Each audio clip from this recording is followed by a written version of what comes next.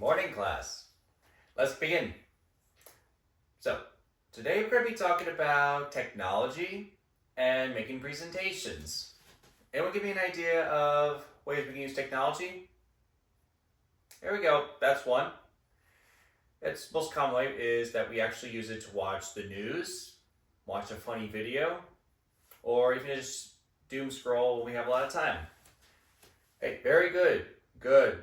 Use it to learn English or other languages or science. Great. But today we're going to do some more interactive. So what we're going to do is today we're going to be making a video. Anyone tell me how we normally record? Yes, smartphones. That's what everyone does. Growing up, when I was young, we used cameras. Those big bulky things you see at the news stations. Yep, so don't worry, we're going to be using our smartphones most of the time, but if you don't have a smartphone or your phone's having issues, I got sparesies. And you can just borrow this, and I have camcorders, and I'll give you computer lab access after class. Now, there's going to be a lot of functions of the camera that we're going to be using. What's this part? This is called the lens. For example, my iPhone has 3 camera lenses on it for each type of zoom. And do anyone know which part of the camera picks up the sound? Susie, yeah, microphone.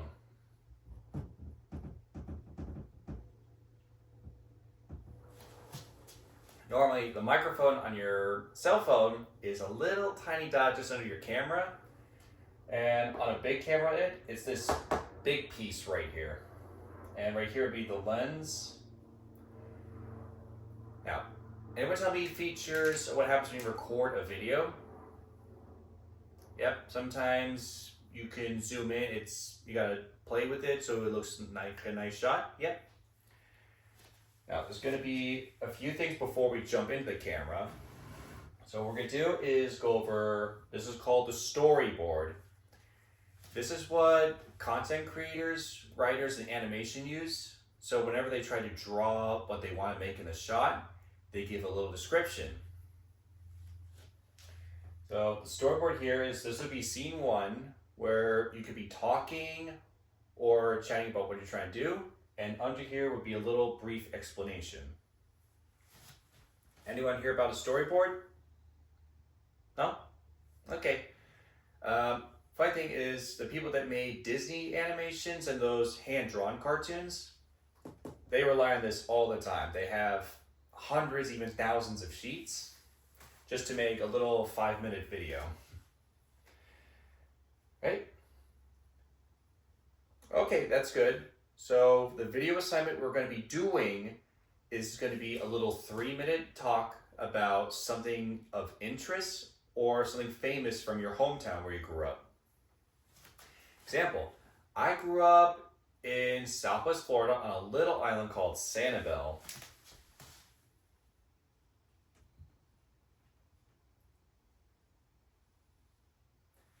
It was basically this tiny little island on the big southwest part of Florida. And it was just famous for seashells, nature, and walks. So we got a lot of tourists there.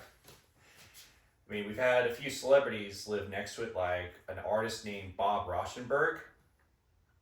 Yeah, he was a contemporary modern artist. So what we're going to do is you're going to make a video about your hometown, or if everyone lives too close by, we can pick any other town you choose, as long as it's within our area. Anyone got any? All right, you're from, Caen, France? That's a very historical one. Caen, I know, was an old city based off Roman times in modern day France, but I know a lot of it got destroyed during World War II. Is that right? Yeah, that's good. My wife has a great example. She's from a little village called Yuyao in China. And outside Yuyao is Ningbo, which is known as for the first rice cultivation of the Humudu people. It was really nice. You got to see the little huts and all the tools for rice cultivation. It was really neat. So, this assignment, what we're going to do is you're all going to break into pairs and you're going to do a little guided practice. Every one of you will make a little 1-minute video talking about yourself, where you're from, and what the town's famous for. Anyone here not have a smartphone or they can't really record well? All right, come with me. I'll talk with you and we're going to work something out because this Friday we're actually going to be making videos and you're going to present to the class. So I know you're going to have plenty of time so you all can edit it, reshoot it, and I'm going to teach you all about some fancy things you can do on this camera. Now, anyone know, let's go back to the camera. All the features we can do when we try to make a video. What do we notice? Zoom, good. Anyone you have to zoom in and zoom out when you take a nice picture, you're either too far away or too close.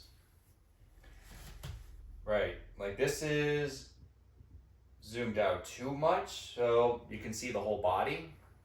This is probably a good shot for going out to a nice facility or seeing a nice historical site or a park. This one is zoomed full body, which means you're great for like talking an interview or I'm giving an online class. And this one is zoomed in way too much. This is good for getting a little scare or a giggle. Now, what's a good one? Yes. How about when you're outside and it's hard to see? Brightness, good. See, if there's not enough brightness, it's too dark, you can't see anything. If there's a good amount of brightness, like here in this room, it's not bad. Good for an indoor setting. An outdoor uses probably a lot of natural light. And if there's too much brightness, you can't see. It's like staring right in the lights or directly in the sun. Don't do that. Now, a big one that I can tell a lot of guys have difficulty is the focus. I know a lot of us, I like to do is just take a quick pic of something, but I have to make sure it's clear. So if there's not enough focus, you look very blobby or squiggly. If you have a good amount, you can clearly see. And this one is you're focused on one area, but not focused on the other. Just think of it like looking at a menu. You know, it takes a second for your eyes to adjust. Make sure you can see the contents of everything. Yes, that's right. Any other questions we have? All right. Now, let's break into groups, and anyone who has phone issues or they can't really record well, come by and I'll lease you a camera or a spare phone, and don't worry, we'll have plenty of time and I'll teach you all about the editing techniques later.